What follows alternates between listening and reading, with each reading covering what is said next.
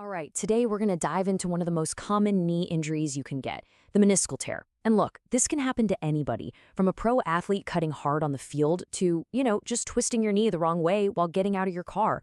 It's that common. So, let me ask you this. Have you ever been moving around and felt that sudden kind of sickening pop in your knee? Or maybe a sharp twist that just didn't feel right? If that sounds familiar, well, that's the exact moment a meniscal injury can start. And we're going to break down precisely what that means. But first, to really understand the injury, we got to understand the part that gets injured. So let's meet the unsung hero of your knee, the meniscus. It's this incredible structure that does way more than you probably think. So what is it? Well, picture these two C-shaped pads made of something called fibrocartilage. Just think of it like a super tough, super rubbery gasket. You've got two of them in each knee, sandwiched right between your thigh bone and your shin bone. And their main job is to act as a cushion. I mean, without them, it would literally be bone grinding on bone. Ouch. But its job is so much bigger than just being a cushion. This thing is a real multitasker. It absorbs shock with every single step, run, or jump you take. It adds a ton of stability, kind of like a wedge for a car wheel, keeping things from wobbling. It helps lubricate the joint so it all moves smoothly, and this is the really cool part. It's essential for something called proprioception.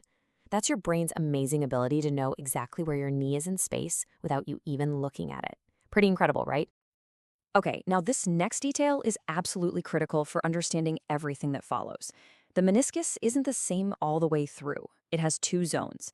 The outer part, we call it the red zone, has a great blood supply. And where there's blood, there's potential for healing. But the inner part, the white zone, has barely any blood flow at all. This means tears in that white zone just can't heal on their own. And that single fact changes everything when we talk about treatment. So let's get into what happens when things go wrong. What actually causes this vital cushion to tear? And more importantly, how would you even know it's happened to you?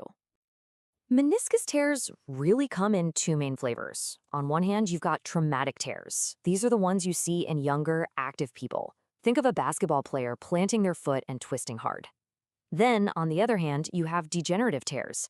These are more common after 40. The cartilage just kind of weakens over time, and a tear can happen from something really simple, like squatting down to tie your shoe. The symptoms are pretty classic. You might feel a specific pain right along the joint line, or notice some swelling and stiffness. You might even hear a clicking or popping sound. But the real telltale signs are what we call mechanical symptoms. That feeling of your knee literally locking up, catching, or just completely giving way when you put weight on it. So, let's say you're experiencing some of those things. What's the next step? Well, getting a proper diagnosis is the absolute key to getting on the right track for recovery. A doctor is basically going to play detective, and it's usually a 3-step process. Step 1, they're just going to listen to your story. What happened? How did it feel? Step 2, they'll do a physical exam, carefully moving your knee around to see what hurts. And then for the final confirmation, the smoking gun, they'll often order an MRI scan. And that MRI really is the gold standard, and for good reason. It lets doctors see all the soft tissues inside your knee in incredible detail. It doesn't just tell them if you have a tear. It shows them exactly where it is, how big it is, and what kind of tear it is, all without ever having to make a single cut. Which brings us to the biggest question of all. Once you know for sure that there's a tear, what do you do about it? And believe it or not, the answer isn't always surgery. The decision is super personal. There's no single right answer. For, say, an older person with a small degenerative tear and not a lot of pain, physical therapy is a fantastic first choice. But for a young athlete with a big tear that's making their knee lock up, surgery is probably going to be the better option. It all comes down to you, the tear itself, and how bad your symptoms are. Now, if surgery is the right path, there are really two main options. The first is a meniscal repair, where the surgeon actually stitches the torn parts back together. This is the goal, but it really only works for those tears in the red zone with good blood flow, remember? The other option is a partial meniscectomy. Here, the surgeon just trims away the damaged, flapping piece. This is usually for tears in the white zone that can't heal. The recovery is faster, but you're removing some of that cushion for good. Okay, so whether you end up having surgery or not, the journey is far from over. Rehabilitation is the final, and you could argue, the most important part of this whole puzzle. Physical therapy is almost always going to be your best friend here, and the goals follow a pretty logical order. First, you've got to calm a knee down, get rid of the pain and swelling. Next, you work on getting your full range of motion back. And then finally, you build back the strength in all the muscles around the knee, like your quads and hamstrings, to create a strong, natural brace that protects it. For anyone who has surgery, the comeback trail usually follows a structured timeline. You start in a protection phase, lots of rest and ice. Then you move into a real strengthening phase, where you're methodically building back muscle.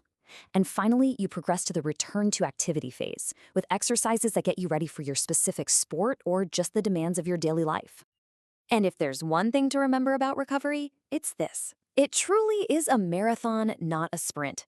Healing biological tissue takes time. Rebuilding strength takes consistent work. There are no shortcuts, I promise.